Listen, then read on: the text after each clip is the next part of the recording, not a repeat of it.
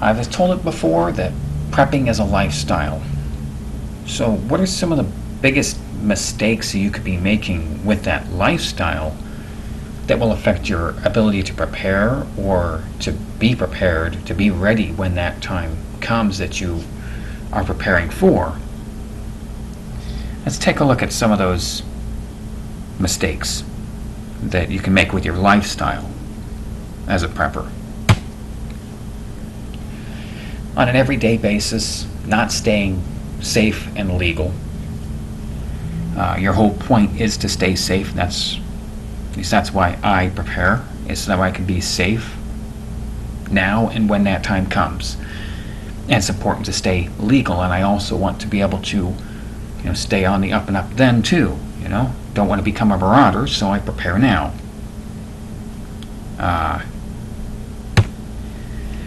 Not paying attention to your surroundings.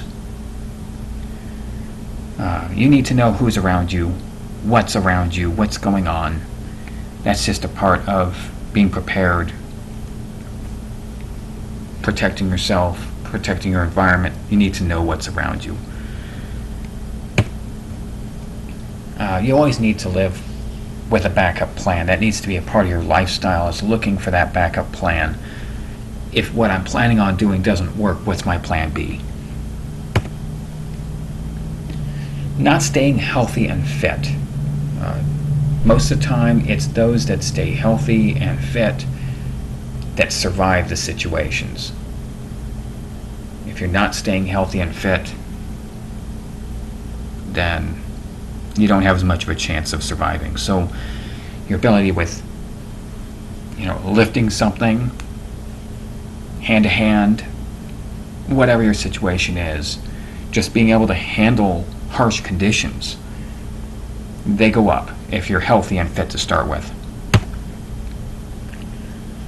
Not keeping your everyday carry gear with you at all times. That's the gear that you plan on having all the time with you. That's part of how you're planning on executing your backup plans. But if you're not carrying that with you, then there's a good chance that something is going to happen when you don't have that gear. So that needs to be a part of your lifestyle, just always having that gear with you. With your residents, you need to have emergency plans to deal with emergency situations. You also need to do drills on those plans. Make sure that those drills are getting done, and make sure that your things are in place, that your plans will work. If you're planning on rolling off your bed and laying alongside your bed during an earthquake, and that's the triangle of life that you're planning on, you want to make sure that that area stays clear of obstructions at all times. You don't want to let stuff pile up there and all that. Make sure that area is clear, because that's your plan. If you are planning on using your window as a fire escape, but you need tools to get through that, make sure your tools aren't out in the garage. Make sure your tools are right there in that room with you that you need to get out of that room. And security systems. You want to have security systems. You want to have your reinforced door, your security cameras, your security alarms, and a general security mindset is good to have. Make sure that you're practiced on knowing what's going on, that you have an easy way of telling that you have the upper hand to know what's going on your residential property. And this could also go if you have a business as well. It's good to have that in place as well at your place of business. And make sure your emergency gear is present, it's inspected, it will work. Make sure it's there. Make sure you have your fire extinguisher where you expect to need it. Most fires start in a kitchen, so make sure you've got one over there in your kitchen somewhere. Make sure you know where it is. Make sure you know how to work it. You shouldn't be having to read the manual on your fire extinguisher the first time here while your flames are licking your ceiling. Make sure you know how to work it. I would make sure that you also have weapon securement. Having no weapon securement is also a mistake at your residence. Having a place where you can, sure, I understand here you might regularly stage all your weapons everywhere, but there comes a time where You might have a kid who comes over, family comes to visit, they might have small children. You want to know where your weapons are all the time anyway, but you want to be able to have a spot where you can put them that is secured, that you don't have to worry about their kids getting into your weapons and hurting themselves or someone else. Make sure you have a securement plan for any weapons that you have. Your workplace and places that you hang out. Make sure you're aware of the premises, of the floor plan, the ground plan. Know what your ways out are. Know what any of the emergency procedures are of other staff that might be there. What is their fire evacuation plan? Where is the nearest by exit? What's the plan? Being aware of that can really help you, because then you know how other people are planning on reacting.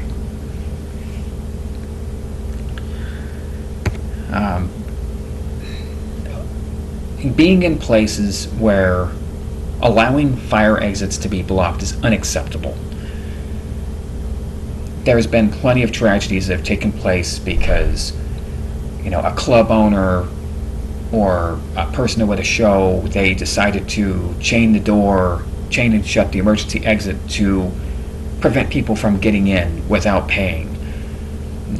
Worried about theft from employees or patrons, and they'll chain the door shut, or whatever the situation is. And there really is no excuse for blocking or securing shut a fire exit.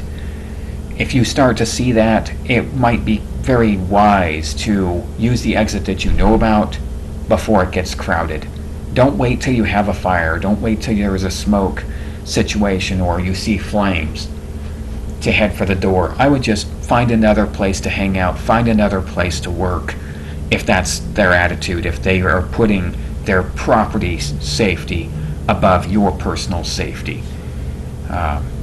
Don't hang out in places like that. It's a bad sign, and it leads to worse. So places where they block fire exits, don't be there. Weapon or other gear restrictions, stuff here that is restricting what you want to have for your everyday carry, your get-home bag, whatever else that is. If that stuff is restricted there, you might really consider a different workplace or a different hangout. You might consider applying elsewhere and putting in your notice. 90% of massacres happen in places where they restrict weapons in some way, whether it be on a state level or a premises level or whatever it be. And being that less than 10%, far less than 10%, have signs advertising that, your odds of being in a life-threatening situation staying there go up significantly. And I would, seeing those signs, I would not want to put myself in a position where I'm going to be a statistic.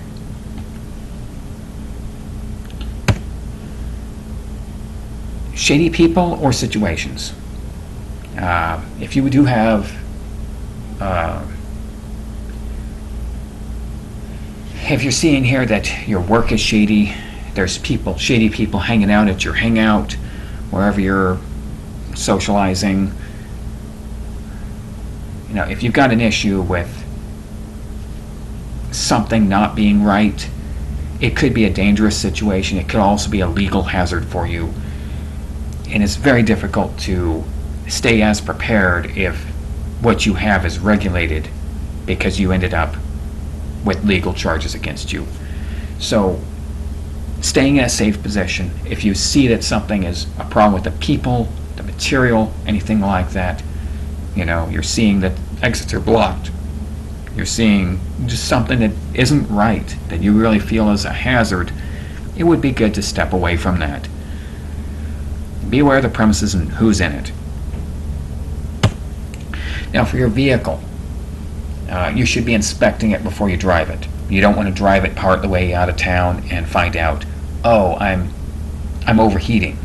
Find out that you have enough fluid in there and you're not leaking before you leave. If you are leaking, fix it. Maintain your vehicle.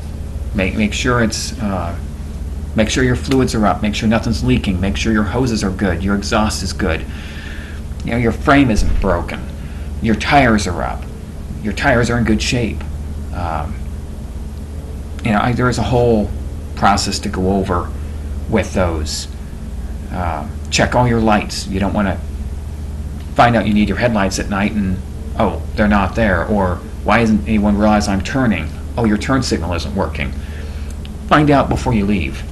Do your inspection and maintain what's broken on your vehicle. Keep your vehicle up. You depend on your vehicle, and you want to make sure that you're taking care of it. Now, aggressive driving. This is an issue partly because it's a direct safety concern. This would also include, texting is also another bad thing, but aggressive driving is especially bad because it's also the mindset. Texting, you're not aware of your surroundings, but aggressive driving also, you're not having that backup plan. If you're tailgating, and so this covers both. This covers texting and aggressive driving, or just general unsafe driving in general. But aggressive is the one that I really wanted to put out. Tailgating somebody here, you're not prepared for them to hit the brakes. You need to have space in front, space to the sides, and if someone's tailgating you, try and move over and let them go on through. You don't want them to going into your tailpipe. Keeping that space, it's part of the mindset, it's a part of that lifestyle that you are having a backup plan. Keeping your nose out of your phone, that you are being aware of your surroundings. These things are very important. Make sure you have an emergency kit. Being without an emergency kit is a no-go. You want to make sure that you have what you need if you run into a little problem out there. If you need some coolant, you should definitely be carrying some spare fuses. I have a whole video on what should be in your vehicle's emergency kit. Make sure it's in there, and that should be something that you're inspecting as a part of your vehicle inspections. Now, these are car choices. Full electric car, I would say, is not a good prepper-mobile. The reason why is it's too grid dependent. If you run out of power, you're dependent on a tow man coming on out there to you. You're dependent on having active electricity to be able to run that car. There's no way to produce a backup power for that car. You can't carry a can, you can't stockpile the fuel. It's up to whatever that car charges. And you're dependent on the electric grid, you're dependent on tow people, you're dependent on so much of that. And that's part of the point of being a prepper, is you're not so dependent. You're prepared to handle your own situations. You can walk down there with a gas can to the gas station, get some fuel if you need to. Now, hopefully, you inspected your fuel tanks and made sure they had enough fuel in there. But a full electric car, they're just too grid dependent, too dependent on the grid. No manual latch, release to exit. Okay,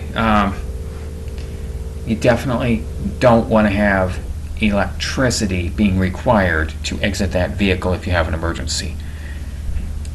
Some cars require an electric latch. They don't have a way of letting you out if your power's down, and some of them even roll their window up into the trim, and that's a power window. So unless you're able to break the window, you're not getting out if that car lost power. And I don't just mean a drained battery, I mean something that's disconnected it. Something of that situation, it will prevent your exit. And so if you do have to drive one of those, definitely carry a glass breaker with you. If you're in a vehicle as well that has one of those electric seat belts that pins you in and doesn't have its own release, a manual release somewhere, have a seatbelt cutter. Make sure you have a way around the electrical system if it fails.